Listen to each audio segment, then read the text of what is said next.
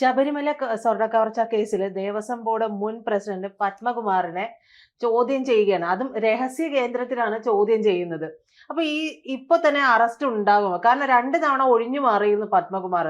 വളരെ തന്ത്രപൂർവ്വം. നമുക്ക് സ്വാഭാവികമായിട്ട് അറിയാലോ, ഇവർക്കൊക്കെ നെഞ്ചുവേദന വരും, ക്ഷീണം വരും, മരിപ്പ് വരും, ഇതെല്ലാം ഉണ്ടാകും. പക്ഷെ ഇന്ന് കൃത്യമായിട്ട് ഹാജരായിട്ടുണ്ട്. രഹസ്യ കേന്ദ്രത്തിൽ ചോദ്യം ചെയ്യുകയാണ്. എന്താണ് സംഭവിക്കുക? ഇന്ന് അറസ്റ്റ് തന്നെ ഉണ്ടാകുമോ? ഈ ഒരു കേസിന്റെ ദിശ തന്നെ മാറിപ്പോവോ?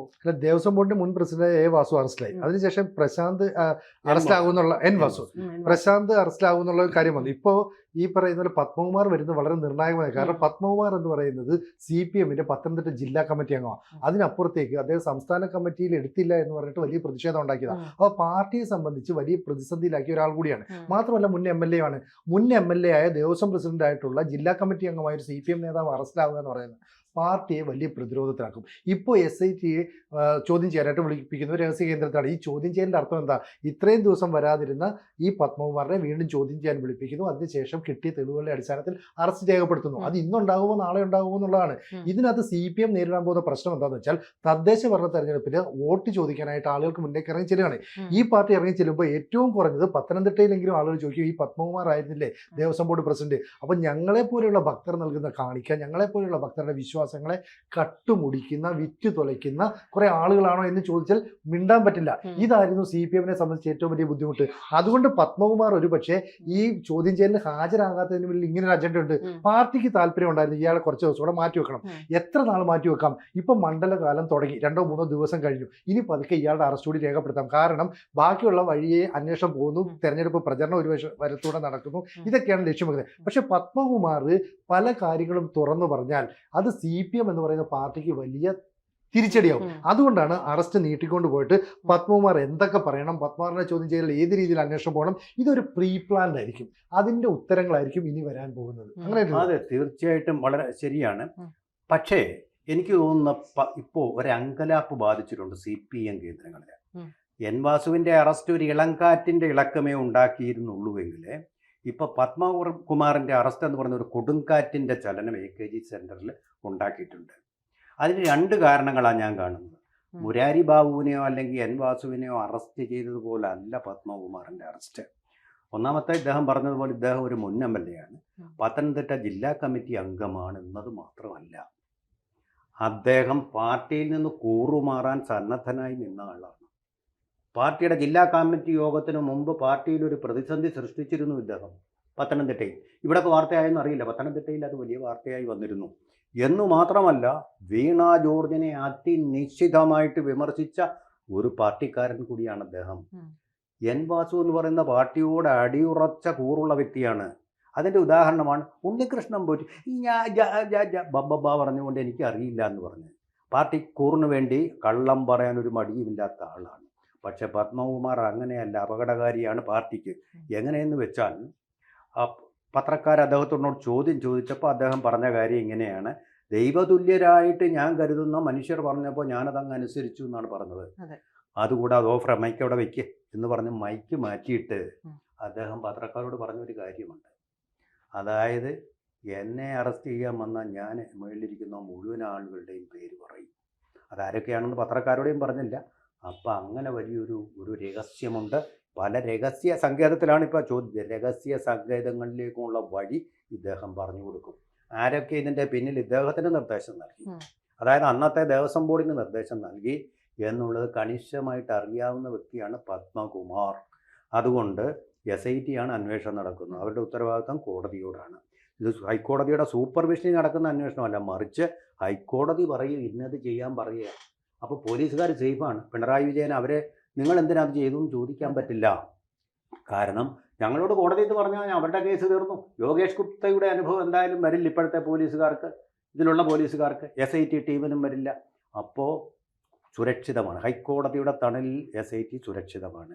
പിടിച്ചിരിക്കുന്നത് പത്മകുമാറിനെ, പല രഹസ്യങ്ങളും ഉള്ളിൽ വെച്ചിരിക്കുന്ന വ്യക്തിയെ, പാർട്ടിയോട് അത്ര വലിയ കൂറില്ലാത്ത ഒരാളും കൂടാണ്. തരം കിട്ടിയാൽ പാർട്ടിയെ ഒറ്റ കൊടുക്കാൻ യാതൊരു മടിയും അദ്ദേഹം കാണിക്കില്ലെന്ന്, പാർട്ടിയിൽ നിന്ന് കോൺഗ്രസിലേക്ക് പോകാൻ വേണ്ടിയിട്ട്. ഒരിക്കലും BJPയിലേക്കില്ലെന്ന് അദ്ദേഹം ഉറപ്പിച്ചു പറഞ്ഞു. അത് ശരി. പക്ഷേ കോൺഗ്രസിലേക്ക് പോകാൻ സന്നദ്ധനായി നിന്ന് എല്ലാവരും കൂടി തണുപ്പിച്ച് അദ്ദേഹത്തിനെ പാർട്ടിയിലേക്ക് തിരിച്ചു കൊണ്ടുവരുമായിരുന്നു. അത് മാത്രമല്ല, ഈ ശബരിമല യുവതി പ്രവേശന കാലത്ത് വലിയ പ്രക്ഷോഭം നടക്കുമ്പോൾ ഈ പറയുന്ന പ്രക്ഷോഭത്തിന് അനുകൂലമായ നിലപാട് അല്ല, അതായത് വെച്ചാൽ CPM-ന് അനുകൂല നിലപാടല്ല പത്മകുമാർ സ്വീകരിച്ചത്. പത്മകുമാർ കുറച്ചൊക്കെ വിട്ടുവീഴ്ച, അങ്ങനെ വേണ്ട, യുവതികളെ കയറ്റണ്ടെന്ന് പറയും. പക്ഷെ പാർട്ടി ഒരു തീരുമാനമെടുത്താൽ അത് കൃത്യമായിട്ട് ആ സംവിധാനങ്ങളിലൂടെ അവർ നടപ്പാക്കും. പക്ഷെ ദേവസ്വം ബോർഡ് പ്രസിഡന്റ് അതിനോട് യോജിപ്പില്ലായിരുന്നു. അന്ന് കമ്മീഷണറെ സഹായിച്ചത് എൻ വാസു. അവിടെയാണ് സംഭവിച്ചത്. ഈ അത്തരം ഒരു കാര്യം ഒരു പക്ഷേ പോകില്ല എന്നും പറഞ്ഞു. മാത്രമല്ല അത്തരം ഒരു കാര്യം ഈ പത്മകുമാർ തുറന്നു പറഞ്ഞാൽ അത് വലിയ പ്രത്യാഘാതങ്ങൾ ഉണ്ടാക്കും. അപ്പൊ അങ്ങനെ പറയരുതെന്ന് കൃത്യമായി പാർട്ടി പഠിപ്പിച്ചിട്ടുണ്ടാവും. മാത്രമല്ല, ഈ പത്മകുമാറിന്റെ മകൻ അവിടെ സ്പോൺസർ ചെയ്ത നിലയിൽ ചില കാര്യങ്ങളൊക്കെ ചെയ്തിട്ടുണ്ട്. ആ ചെയ്തപ്പോഴും പത്മകുമാർ പറഞ്ഞു, എന്റെ വീട്ടുകാർക്ക് ഇതിൽ വിശ്വാസമാണ്, ഞാൻ അമ്പലത്തിൽ പോകുന്നില്ല, എന്റെ മകന് വിശ്വാസമാണ്, എന്റെ ഭാര്യയ്ക്ക് വിശ്വാസമാണ്, മകന്റെ ഭാര്യയ്ക്ക് വിശ്വാസമാണെന്നെല്ലാം പറഞ്ഞാൽ പത്മകുമാർ അക്ഷരാർത്ഥത്തിൽ ഒരു ഈശ്വര വിശ്വാസിയാണെന്ന് പറയുന്നു.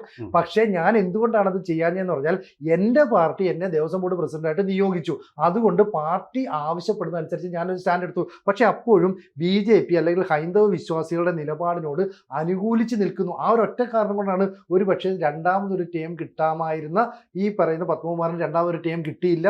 ഈ ജില്ലാ കമ്മിറ്റിയിൽ നിന്ന് സംസ്ഥാന കമ്മിറ്റിയിലെത്താൻ പൂർണ്ണമായും യോഗ്യതയുണ്ടായിരുന്നു. പക്ഷെ വീണ ജോർജിന് കൊടുക്കുന്ന പരിഗണന പോലും പാർട്ടി പത്മകുമാറിന് കൊടുത്തില്ല. ഇവിടെ ഒരു കാര്യം സംഭവിക്കാൻ നമ്മൾ മനസ്സിലാക്കുന്നത്, അതായത് പത്മകുമാറിന് CPM-നോട് കൂറുണ്ട്, പക്ഷെ അതിനേക്കാൾ കൂർ അയ്യപ്പനോടുണ്ട്, അദ്ദേഹത്തിൻ്റെ കുടുംബത്തിനുമുണ്ട്. അപ്പോൾ പത്തനംതിട്ട ജില്ലാക്കാരനുമാണ്, ശബരിമലയോട് അടുത്ത് കിടക്കുന്ന ഒരു ജില്ലയാണ്. അപ്പോൾ അതുകൊണ്ടൊക്കെ തന്നെ ഇദ്ദേഹം ചിലപ്പോൾ അയ്യപ്പന് വേണ്ടി പാർട്ടിയോട് കൂറുമാറാൻ സാധ്യത നമുക്കൊക്കെ തള്ളിക്കളയാൻ പറ്റും. അങ്ങനെയാണെങ്കിൽ എന്തൊക്കെയായിരിക്കും അതിൻ്റെ ഒരു ഇമ്പാക്റ്റ്, ആരിലേക്കൊക്കെ ആയിരിക്കും? നമ്മളിപ്പോൾ ന്യൂസ് പറയുകയല്ല, നമ്മുടെ ഒരു അഭ്യൂഹം. പക്ഷെ അങ്ങനെ പറയാൻ പറ്റില്ല. കാരണം ഈ പത്മകുമാർ എന്ന് പറയുന്ന ഈ പാർട്ടിയുടെ ഉള്ളിൽ നിന്നേ പറ്റുള്ളൂ. പാർട്ടിക്കുള്ളിൽ നിന്ന് പത്മകുമാർ കൂറ് മാറിക്കഴിഞ്ഞാൽ പൂർണ്ണമായിട്ടും കുറ്റം മുഴുവൻ പത്മകുമാറിന്റെ തലയിൽ വെക്കാൻ പറ്റും.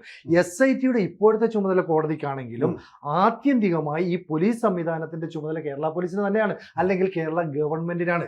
കോടതിയുടെ ഈ സാധനം കഴിയുമ്പോൾ പിന്നെ ഈ അന്വേഷിക്കുന്ന പോലീസ് ഉദ്യോഗസ്ഥരെയും ഈ കൂട്ടത്തിലുള്ള ടീമിനെയും ആരാണ് ഹാൻഡിൽ ചെയ്യുന്നത്? ഈ കേരള സർക്കാർ ഹാൻഡിൽ ചെയ്യുന്നത്. അതുകൊണ്ട് പത്മകുമാർ അത്തരം ഒരു റിസ്ക് എടുക്കാനുള്ള സാധ്യത വളരെ കുറവാണ്. ഒരു ഘട്ടത്തില് പിണറായിയുമായിട്ട് തെറ്റുകയും കൂടി ചെയ്യുന്നില്ലേ പത്മകുമാർ? തെറ്റൊന്നും പക്ഷെ പിണറായി ഒന്ന് പേടിപ്പിച്ചപ്പോൾ ഇയാൾ തിരിച്ചു വന്നില്ലേ? കാരണം പത്മകുമാർ അന്ന് ജില്ലാ കമ്മിറ്റിയിൽ ഇപ്പൊ പറഞ്ഞതുപോലെ മാറി നിൽക്കുന്നു, പാർട്ടി വിടാൻ പോകുന്നു എന്നൊക്കെ അഭിയോഗം. എന്താണ് പത്മകുമാറിന്റെ ആവശ്യം? എന്നെ സംസ്ഥാന കമ്മിറ്റിയിൽ എടുക്കാം, അതിന് യോഗ്യതയുണ്ട്. ആറന്മുള സ്വദേശിയാണ്, ആറന്മുളക്കാരുമായിട്ട് നല്ല ബന്ധമുണ്ട്, പത്തനംതിട്ടക്കാരുമായിട്ട് നല്ല ബന്ധമുണ്ട്. പക്ഷെ ഇന്നലെ വന്ന വീണ ജോർജിന് തനിക്ക് കിട്ടുന്നതിനേക്കാൾ കൂടുതൽ പരിഗണന പാർട്ടിയിൽ കിട്ടുന്നു. എന്തായാലും ഈ പത്മകുമാറിന് അതുകൊണ്ട് തന്നെ എടുക്കുന്ന നിലപാടുകൾ വളരെ നിർണായകമായിരിക്കും. പത്മകുമാറിന്റെ ആഗ്രഹങ്ങൾ പലപ്പോഴും പാർട്ടി സാധിച്ചു കൊടുത്തില്ല. പക്ഷെ ഇവിടെ പാർട്ടിയിൽ വഞ്ചിക്കാനോ പാർട്ടി തള്ളി പറയാനോ ഞാൻ ഇടപെട്ടുകൊണ്ടൊരു ചോദ്യം ചോദിക്കുകയാണ്. അടുത്തത് വരാൻ പോകുന്ന ഊഴം കടകംപള്ളി സുരേന്ദ്രന്റെ ആയിരിക്കും അല്ലേ? ആയിരിക്കില്ലേ? അതൊരു വല്ലാത്ത ചോദ്യമാണ്. അപ്പൊ ആ ചോദ്യത്തിന് നമുക്ക് ഉത്തരം പറയണ്ട, ചോദ്യത്തിൽ അങ്ങ് അവസാനിപ്പിക്കാം അല്ലേ? എന്ത് പറയുന്നു? അതെ, അങ്ങനെ വേണ്ട. കൂടുതൽ വാർത്തകളും വിശേഷങ്ങളും നിങ്ങളിലേക്ക് എത്താൻ ABC മലയാളം സബ്സ്ക്രൈബ് ചെയ്യുക, ബെൽ ബട്ടണും അമർത്തുക.